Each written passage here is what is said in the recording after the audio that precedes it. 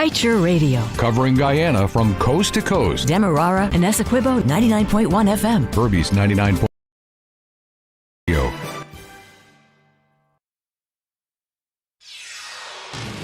This is the news on top of the hour. Live from our studio in Georgetown. Kaieteur Radio 99.1 FM.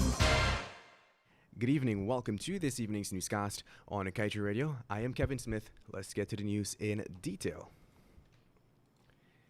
When one considers the actions taken by the former coalition administration and the ruling PPPC to move at almost lightning speed that should be with oil production offshore Guyana, in spite of the polluting effect it will have on the environment, international lawyer Melinda Janke is convinced that both political factions are incapable of leading Guyanese to a safe and prosperous future. Janke sought to inform that U.S. President Joe Biden is expected to host a summit on climate change come April 22nd and 23rd. She noted that the summit will deal with urgent action to tackle this phenomenon, plus the economic benefits of doing so. Janke was keen to note that Guyana was not invited, even though it is a key state when it comes to climate change. And now let's tell you the Guyana government has, with effect from March 1st, 2021, put in place a financial incentive for the renewable energy industry and has since exempted items to be used in the business from the payment of VAT. The order giving effect to the government inducement was made under the VAT Act, which restructured the schedules for goods and services that have either been zero-rated or exempt altogether. The provisions of the order were signed off by the substantive minister with responsibility for the finance portfolio in the Office of the President, Dr. Ashni Singh. According to the notice, exempted from VAT payments are machinery and equipment obtained for the generating and utilizing of electricity from renewable energy sources. And now let's tell you Brazil, Guyana's neighbor to the south, broke its COVID-19 death toll record yet again when it recorded over 4,000 deaths in just 24 hours on Tuesday. Data released by its Ministry of Health showed 4,195 new deaths recorded. The country is ranked second globally as it relates to COVID-19 deaths, with the USA in first place.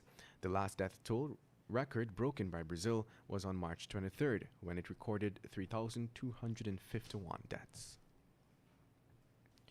And now let's tell you, a woman on Easter Monday handed over her son to the Customs Anti-Narcotics Unit, or CANU, for the alleged trafficking of narcotics.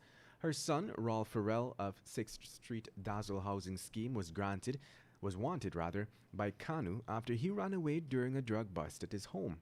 However, Farrell's mother, accompanied by other relatives and a lawyer, took him to the CANU headquarters where he was arrested. He is expected to appear at the Coven John Magistrates Court today, where he will be charged with the offense.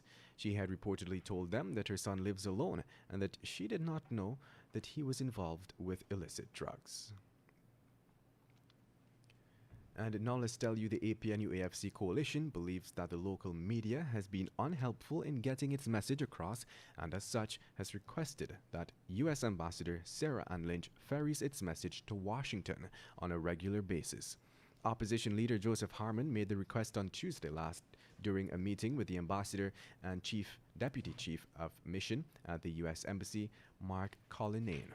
The opposition leader requested that the opposition views are communicated to Washington on a regular basis, having regards to the fact, and I quote, that a large section of the local media landscape is unhelpful to the opposition.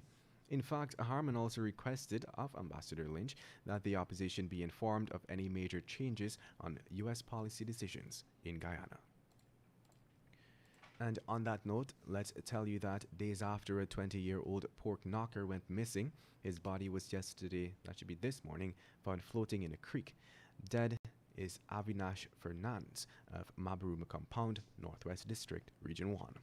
The Guyana Police Force today around 7 hours reported the youth missing and that he was last seen on April 5th, 2021, around 21 hours at a campsite situated at 30 Miles Trail, Line Bagdam, Arakaka.